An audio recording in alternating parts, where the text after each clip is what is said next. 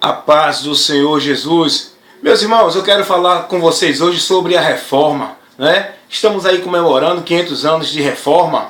Vamos aproveitar agora e levar para vocês também orientação sobre isso. Eu quero nesse momento chamar a sua atenção que é muito importante a gente conhecer sobre essa verdade, esse fato que aconteceu na história em relação a os que defendem a fé cristã, né? 500 anos de reforma cristã, a reforma que foi dada-se no século XVI, no ano de 1516, por aí.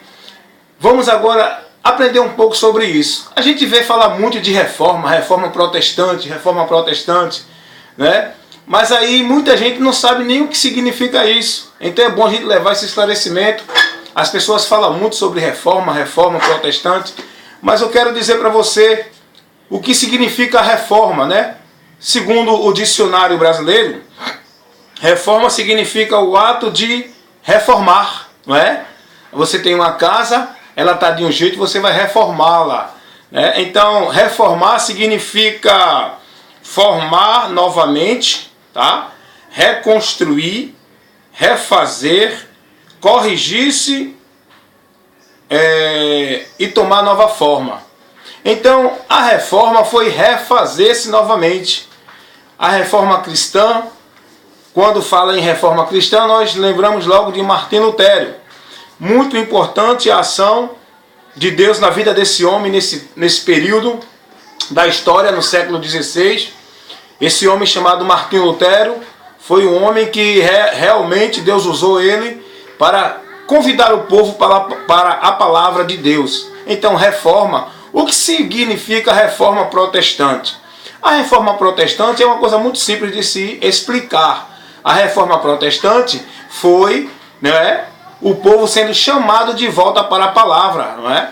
Martinho Lutero, ele percebeu que o sistema religioso, na época romano, estava tirando o povo da direção da palavra, e ele convidou o povo a voltar para a palavra.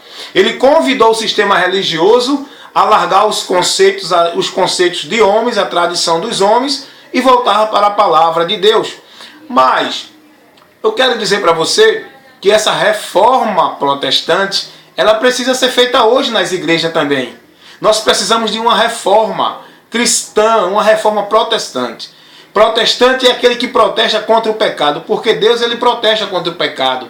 Jesus era protestante, sim, porque Jesus protestava contra a forma pecaminosa do mundo, né? João 7,7, Jesus disse que o mundo se aborrecia com ele porque ele testificava que as obras do mundo, que as atitudes da humanidade eram mais. Então Jesus era protestante, por isso que nós somos protestantes.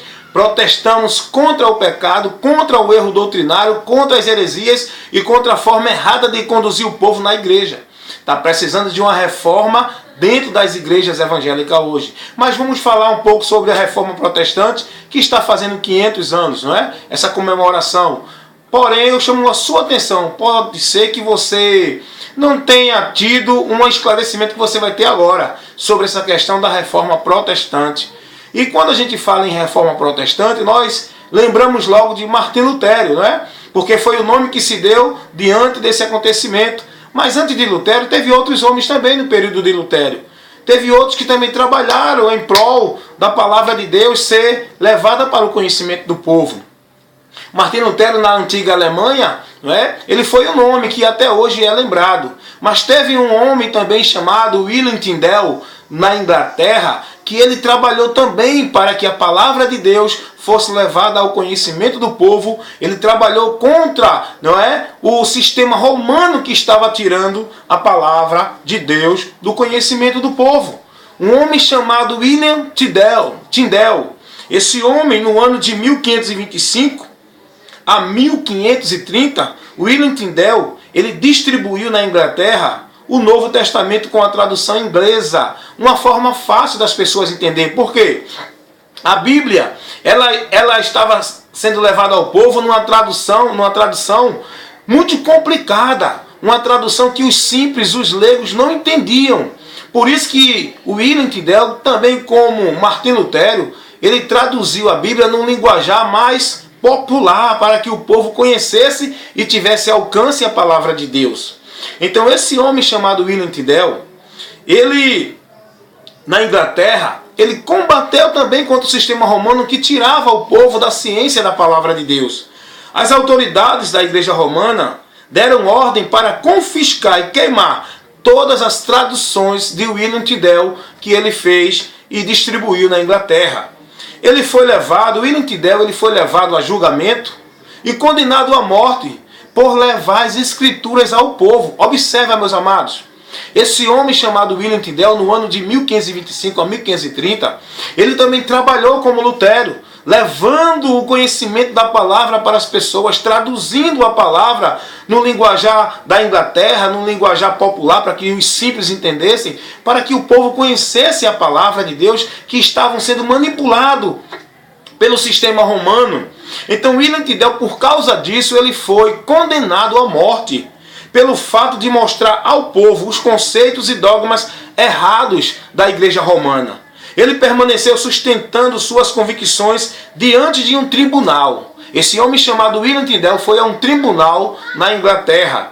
Ele foi levado a um tribunal para ser condenado e julgado no dia 6 de outubro de 1536. Ele foi estrangulado, queimado, morto em praça pública, por causa da sua atitude de levar o conhecimento da palavra ao povo. Olha que esse sistema ele é diabólico, gente. O sistema católico romano ele matou muita gente, ele proibia o povo de ter alcance à palavra. Quem estava por trás disso agindo? E quem está hoje ainda? Que continua a mesma coisa de uma forma mais sutil. Então, mas só que antes de morrer, William Tyndale, ele orou. Olha a oração dele, irmão. Um homem que está em Deus, ele tem atitudes da virtude de Jesus. O homem que está em Cristo, as atitudes dele têm virtude de Deus. Ele, em morte, sendo morto, ele fez uma oração pelo rei da Inglaterra, dizendo: Senhor, abre os olhos do rei da Inglaterra, antes de morrer. E ele morreu por causa das suas convicções, por causa das suas teses, por causa do seu entendimento nas escrituras que contrariavam, que não aceitava mais o sistema de dogmas, de crença que o sistema romano estava colocando. E eu vou citar algumas convicções de William Tyndale pela qual ele foi morto. A primeira, William Tyndale entendia que o homem é salvo pela fé sem as obras, porque a Igreja Romana ensina as pessoas a ser salvo pelas obras. William Tyndale ensinou ao povo que a Bíblia, as Escrituras, não ensina o homem que ele é salvo pelas obras. Ele é salvo pela fé em Jesus Cristo sem obra. A obra é a obra de Cristo. A segunda convicção de William Tyndale foi que a absolvição dos pecados do homem é pela fé em Jesus Cristo e não com indulgência, como ensinava e ensina hoje ainda o sistema doutrinário religioso católico romano. Então William Tyndale ele foi morto por causa dessas convicções, ele defendeu isso. Ele não aceitou mais os ensinos que era colocado pelo sistema romano. A terceira convicção de William Tyndale é que a tradição não serve como regra de fé e prática, pois a Igreja Católica ela tem a tradição em pé de igualdade com as Escrituras e até maior que as Escrituras. As pessoas têm que aceitar o que a tradição ensina.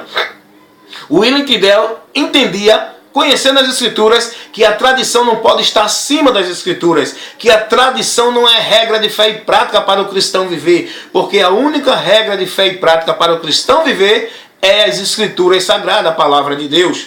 A quarta convicção pela qual William Tyndale foi morto pelo sistema romano, católico romano.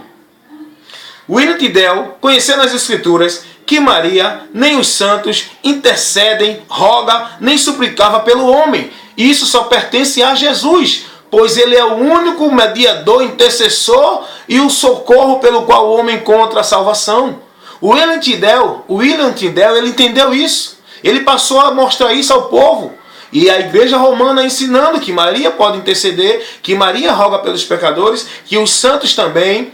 Então William Tyndale disse que não, estava errado.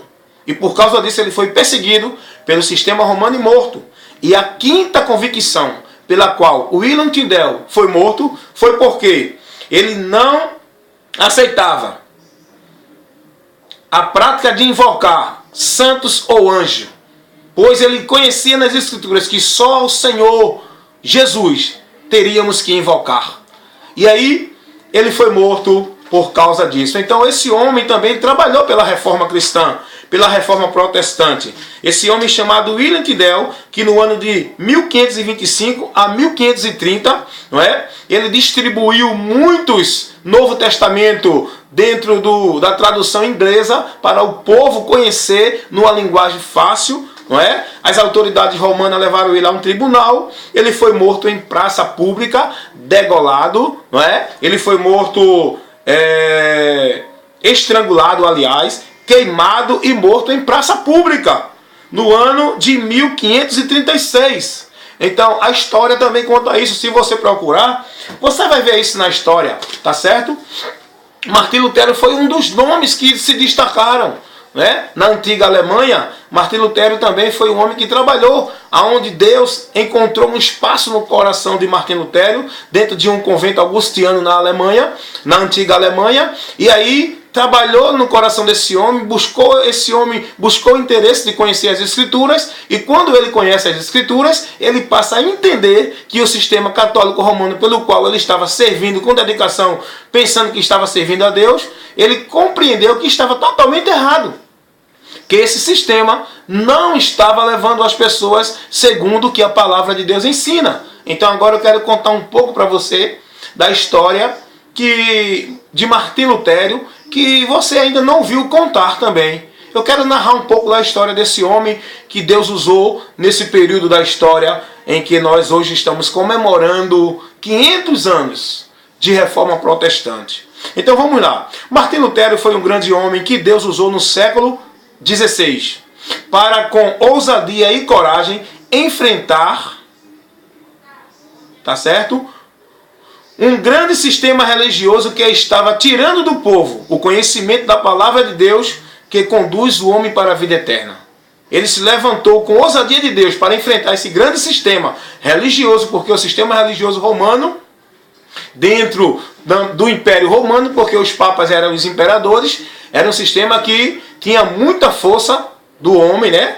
Tinha muita força, perseguia todos os que se levantavam e os que contrariavam os dogmas romanos, e perseguia e matava mesmo. Mas Deus usou esse homem que estava dentro desse sistema para confundir os sábios, para levar a luz aos que estavam nas trevas ali dentro. Então, o povo estava sendo privado das verdades que a palavra de Deus nos mostra, e sendo instruído por conceitos de homens, as tradições e as leis criadas pela Igreja Romana em relação à absolvição do pecado e à salvação. O povo estava sendo ensinado erroneamente dentro desse conceito, pelo ensino romano. Aí Lutero se apresentava, servindo dentro desse sistema. Ele se apresentava frequentemente no confessionário, aonde era imposto para ele penitência, que é o karma, né? E as boas obras, que é a caridade, para obter a salvação de suas culpas e de seus pecados. Para Martim Lutero alcançar remissão de pecado e salvação, ele era ensinado dentro do conselho, dentro dos conceitos do sistema doutrinário romano, católico romano, que precisava se flagelar, pagar a penitência, que é o karma, fazer boas obras, que é a caridade, para alcançar isso. E aí a gente vê a história falando que Martim Lutero, ele ganha uma Bíblia. Observe, irmão, fica atento a essa instrução, que isso é muito maravilhoso. Martim Lutero, ele ganha uma Bíblia de presente do vigário da ordem agostiniana, Staupitz, né? Staupitz é um nome alemão, que eu não sei pronunciar direito, mas do vigário da ordem agostiniana. A partir daí, Martim Lutero passa a estudar a Bíblia com prazer. A Bíblia que existia no convento, ela era de uso restrito. As pessoas não tinham toda a liberdade de estar usando ela. E Martim Lutero, ele ganha uma Bíblia de presente, tá certo? Do vigário da ordem agostiniana. E ele passa a estudar essa Bíblia, ele passa a ter prazer em estudar a Bíblia. Ele passa agora a se dedicar com sinceridade a conhecer os conceitos de Deus. O Senhor abriu seu entendimento para que ele conhecesse as verdades das Escrituras. Essas que são fundamentais para que o homem tenha o verdadeiro conhecimento espiritual e seja liberto do engano e da mentira religiosa, que é uma maldição na vida das pessoas hoje. A partir daí, Martinho Lutero ele foi aberto o seu entendimento para compreender as Escrituras, para ser livre do engano religioso, que é uma maldição na vida das pessoas. Segundo a história, Martinho Lutero, estudando a carta aos apóstolos, do apóstolo Paulo aos Romanos, carta esta que Paulo ensinava aos crentes em Roma sobre a justificação de pecado. Lutero conheceu que o homem pecador é justificado diante de Deus unicamente pela graça divina, que é pela fé em Jesus Cristo, e não com base nas suas obras.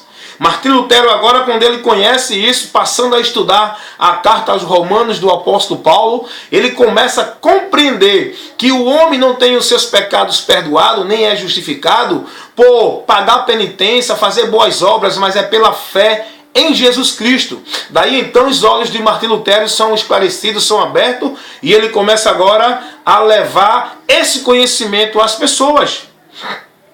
Lutero passa então a levar o povo e chama o povo a considerar a verdadeira religião, não como uma mera vida religiosa dentro de um sistema de doutrinas, mas como uma devoção a Deus, obedecendo os preceitos da sua palavra. A verdadeira religião é essa, obedecendo a palavra de Deus, em devoção a Deus. Não é estar dentro de um sistema religioso, guardando devoções religiosas. A verdadeira religião é essa, é obedecer a palavra de Deus, é ser devoto a Deus pela sua palavra. E Martinho Lutero começou a levar esse conhecimento ao povo, essa orientação ao povo, meu irmão, e agora ele prepara uma bomba que estremeceu os alicerces do sistema romano, as suas 95 teses.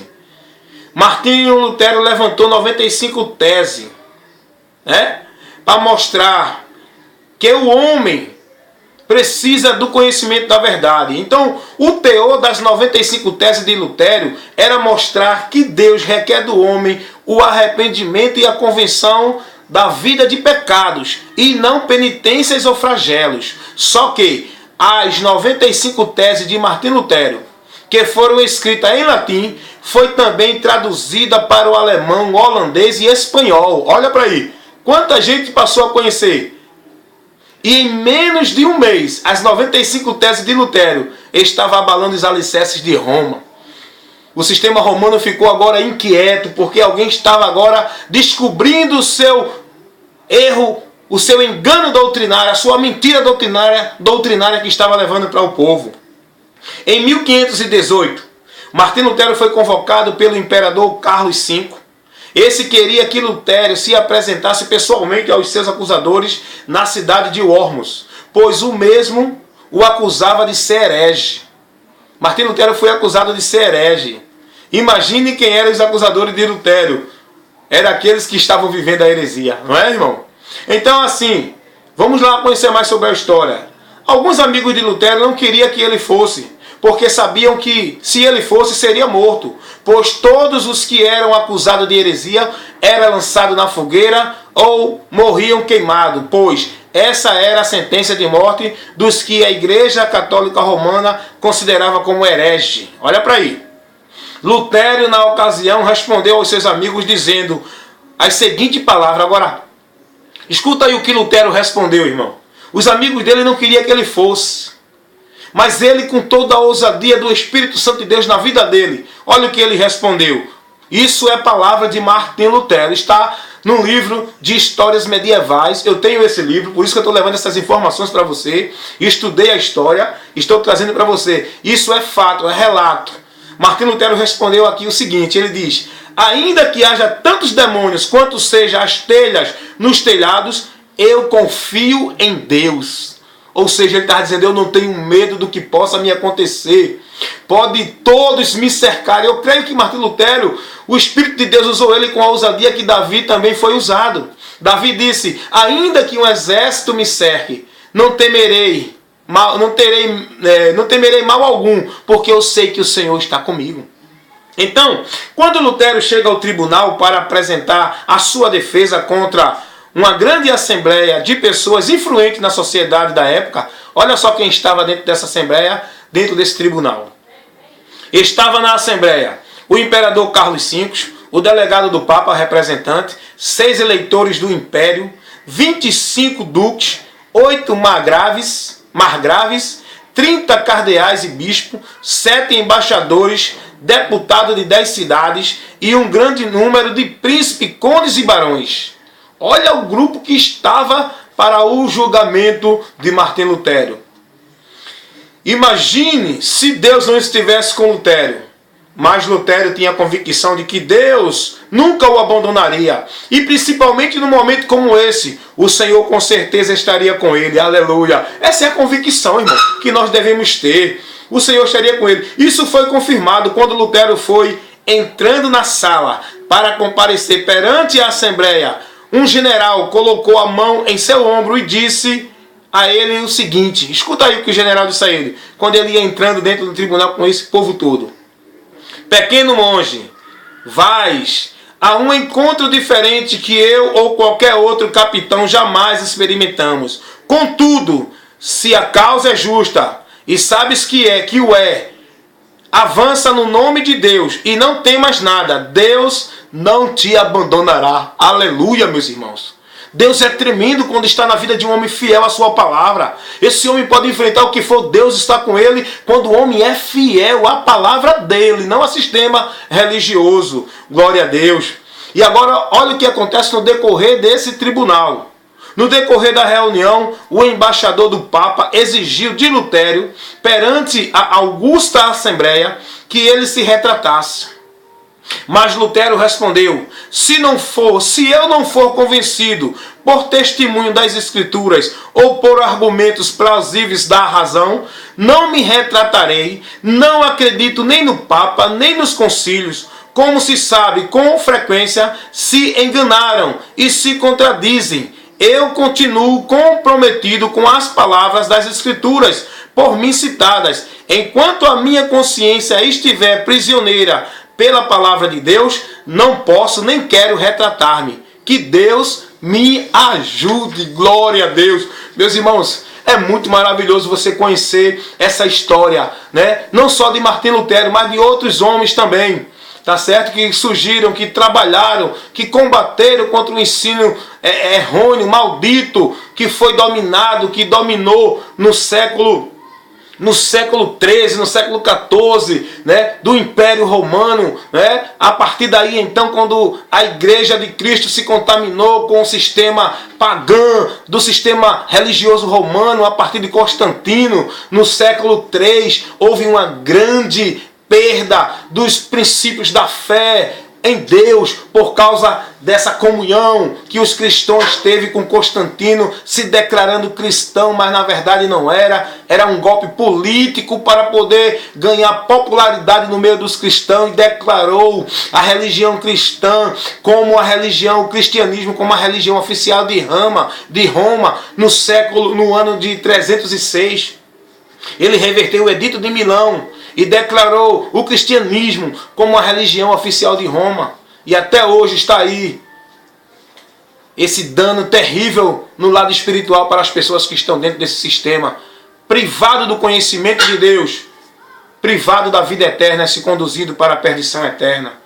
Então Martim Lutero ele disse: não me retratarei, não creio no Papa, não creio nos ensinos da Igreja Romana, eu creio nas Escrituras, na palavra de Deus, e é com ela que eu estou, e pode fazer o que fizer, que Deus me ajude. Glória a Jesus, irmãos. Isso é muito importante. Após essa resposta de Lutero, o embaixador do Papa, a cidade de Worms, entrou em alvoroço. Escuta aí, irmão, é muito mais coisa ainda. Entrou em alvoroço, e todo o povo se maravilharam da atitude corajosa de Lutero.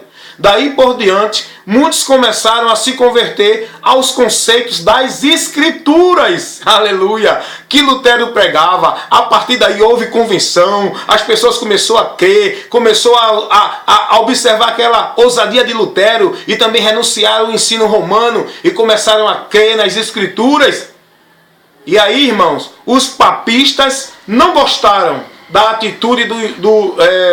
do do imperador Carlos V, que deu a Lutero o salvo-conduto. O imperador Carlos V deu a Lutero o salvo-conduto, não é? Pois eles queriam que o imperador violasse esse salvo-conduto para que eles pudessem queimar Lutero como herege na fogueira. Eles queriam matar Lutero, porque assim era feito com todos os que não se submetessem aos ensinos da igreja romana. Eram tidos como herege e sentenciados à fogueira. Não só à fogueira, muitos eram queimados nas estacas, lançados em cova de leões, eram degolados, decapitados em plena praça pública. Meus irmãos, se você conhecer a história da Inquisição, busque na internet, irmão. Busque a história da Inquisição no período da Igreja Católica, o período mais negro da história da humanidade. É o período da Inquisição, onde a Igreja Romana, Católica Romana, matou muita gente. Mas as pessoas não estão nem aí para esses fatos, preferem continuar no erro, na mentira, por isso serão condenados. Mas vamos continuar. Vamos continuar aqui a história aqui, né? Como não conseguiram matar Lutero, o excomungaram do seio da Igreja Romana. A excomunhão da Igreja Romana não impediu Lutero de ser aceito por Deus, nem de levar ao povo conhecimento das Escrituras, que Jesus mostra o caminho para receber o perdão de Deus e a salvação que é em Cristo, que é nele mesmo. Martinho Lutero foi excomungado da Igreja Romana, mas foi aceito por Deus. Aleluia! Ele saiu das trevas para ir para a luz. Glória a Deus! Aí Martinho Lutero disse assim: jamais em todo o mundo se escreveu um livro mais fácil de entender do que a Bíblia. Comparando a outros livros, a Bíblia é como o sol, em contraste com todas as demais luzes. Não vos deixai levar, abandoná-la sob qualquer pretexto da parte deles. Se vos apartardes dela por um momento, tudo está perdido. Podem levar-nos para onde quer que desejem, mas se permanecerdes nas Escrituras, serás vencedores. Meu irmão, hoje está acontecendo isso. As pessoas estão se afastando das Escrituras. Vão ser derrotados, vão se decepcionar. Martinho Lutero diz: olha, podem levar ele para onde quiser, fazer o que quiser com vocês, com a gente, mas não abram a mão da palavra de Deus, permaneçam nela, porque permanecendo nela, somos mais que vencedores. Glória a Deus. Então Martinho Lutero dedicou sua vida para levar ao povo o conhecimento da palavra de Deus. A partir daí começa a reforma cristã. Está entendendo agora, irmão? A reforma protestante. O que é a reforma? A reforma se deu de uma forma que trouxe o povo de volta para a palavra. O sistema religioso tirou a palavra do conhecimento do povo. E a reforma cristã é isso. Reforma cristã é fazer o povo voltar para a palavra. Você precisa de ser reformado. Você precisa de uma reforma cristã na sua vida. Volte para a palavra. A sua igreja precisa de uma reforma cristã. Precisa pregar a palavra no púlpito. Sair desses movimentos. Sair dessas coisas. Dessas visões. Dessas revelações. E voltar-se para a palavra pregada no púlpito. Para o conhecimento da verdade que nos dá salvação. Para que todos conheçam as verdades. Os princípios de Deus que nos levam à salvação. As igrejas hoje precisam. Muitas igrejas evangélicas hoje precisam voltar para a palavra. Precisam de uma reforma cristã. Precisa se levantar Lutero dentro dessas igrejas para trazer o povo para enfrentar o sistema religioso evangélico, para enfrentar os líderes religiosos evangélicos, para trazer o povo ao conhecimento da palavra, não importa o que aconteça. Seja corajoso, ousado, use a palavra de Deus, que é a autoridade maior para toda a humanidade.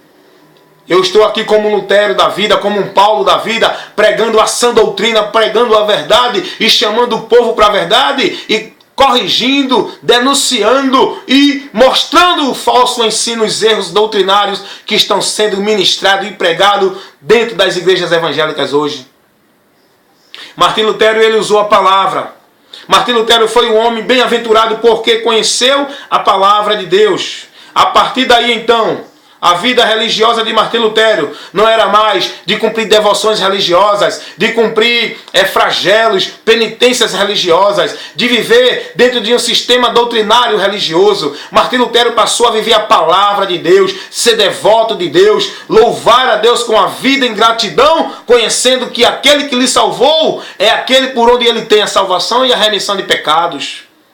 A vida religiosa de Lutero passou a ser dentro da palavra de Deus e não mais nas tradições e as leis impostas pela Igreja Romana. A oração de Lutero não era mais repetitiva, nem de palavras decoradas e nem de ladainhas. A oração de Martim Lutero agora era um diálogo que ele tinha com Deus em oração, pois estava com acesso direto a Deus através de nosso Senhor Jesus Cristo, onde a sua alma com gratidão se regozijava e se alegrava no Senhor. Seus sermões, os sermões de Martim Lutero, não eram mais elaborados pelas orientações da Igreja Romana, mas eram elaborados pelas bases da palavra de Deus estabelecida, pelos princípios da palavra de Deus. Ele não dava mais sermões elaborados pelo sistema religioso. Aleluia! A vida de Lutero já não era mais uma vida de flagelos, de penitência para obter absolvição de seus pecados, mas era uma vida de gratidão àquele que pagou e remiu os seus pecados perante Deus, porque ele reconheceu, ou seja, Martim Lutero descobriu que através dos flagelos e das penitências, ele não poderia ser justificado de seus pecados perante Deus. Lutero agora passou a ser grato ao Senhor Jesus Cristo, porque ele entendeu que o sacrifício de Jesus Cristo, que Jesus Cristo morreu para justificar todo aquele que crê nele, aleluia, glória a Deus. Lutero já não mais vivia práticas, as boas obras, pensando que pelas boas obras ele alcançaria a salvação. Porque Lutero entendeu que para o homem conseguir a salvação, por si próprio era impossível. Não tem boa obra que o homem faça, não tem boa obra que o homem execute para alcançar a salvação. Lutero entendeu que ele é salvo pela boa obra que Cristo fez por nós na cruz do Calvário, que pelas boas obras dos homens ninguém poderá alcançar a salvação, mas pela obra de Cristo na cruz do Calvário, essa é a única obra que nos garante a salvação e a vida eterna. Ele não precisava mais recorrer a outros mediadores para chegar a Deus, porque Martim Lutero agora entendeu que o único mediador entre Deus e os homens é Jesus Cristo. A Igreja Romana estabelecia a tradição e as leis como regra de fé e prática. Martim Lutero conheceu que a Bíblia é o único critério fundamental e permanente do cristão, onde ele deve ter como única regra de fé e prática é a Bíblia Sagrada, é a palavra de Deus. Enfim, Martim Lutero compreendeu que ele estava sendo orientado de uma forma errada pela Igreja Romana com suas tradições e leis, que contradizia as verdades da Santa Palavra de Deus. E a partir daí Martim Lutero se converte a Deus verdadeiramente e passa agora a encontrar paz na sua alma, passa a encontrar a verdadeira alegria dos seus pecados perdoados. Martim Lutero passa agora a ser liberto verdadeiramente, porque é o que Jesus disse lá na sua palavra, João capítulo 8, versículo 32. E conhecereis a verdade, e a verdade vos libertará. Porém que você também, assim como Martim Lutero, assim como William Tyndale, assim como outros homens que estão na história aí que nós podemos encontrar, que foram fiéis, que conheceram a verdade e passaram a pregar a verdade e morreram pela verdade, você também possa se colocar nessa posição. Sofra o que quiser, o que vier, sofra o que sofrer, padeça o que padecer, permaneça firme na palavra, porque foi Jesus quem disse isso. Ser fiel até a morte e dar-te-ei a coroa da vida. Foi Jesus quem disse isso. Eis que eu conheço as tuas obras, tendo pouca força. Guardaste a minha palavra e não negaste o meu nome. Portanto agora, eis que diante de ti pus uma porta aberta. A porta só está aberta para aquele que, mesmo com pouca força, guarda a palavra de Deus e não nega a Jesus. Não nega a Jesus. Não tem sistema religioso, não tem líder religioso, não tem tradição religiosa, não tem nada nesse mundo que possa fazer um fiel negar a fé em Jesus Cristo e negar a sua palavra. Guardar a palavra do Senhor. Olha, tradição para lá, olha, conceito religioso para lá, olha, orientação de líder para lá, olha, usos e costumes de denominação para lá, olha, sistema doutrinário religioso para lá, mas a palavra de Deus para cá, para o coração, para a nossa vida, para que sejamos bem-aventurados, porque foi o que Jesus disse. Aquele que ouve a minha palavra e pratica é bem-aventurado. É bem-aventurado os que ouvem e praticam a palavra de Deus. Porém, eu, evangelista Wellington Ramos, sentir a necessidade, nessa comemoração aí que estamos sendo feita aí, que está sendo feita da Reforma Protestante de 500 anos, eu deixo para vocês isso aí. A Reforma Protestante foi o povo voltar para a palavra de Deus e ser liberto do sistema religioso. Porém, que essa reforma também chegue até você, meu amigo, meu irmão, que está preso dentro de fardos religiosos, de sistema religioso, de sistema denominacional, dentro de jugo de homens, de líderes religiosos, mas que você se converta a Jesus Cristo, que você seja reformado, que você seja transformado e que você volte para a palavra e que Deus te abençoe em nome de Jesus. Visita o nosso canal no YouTube, a nossa página no Face, e você vai ser instruído, abençoado e terá o conhecimento da palavra de Deus em nome de Jesus. Que Deus abençoe. Amém.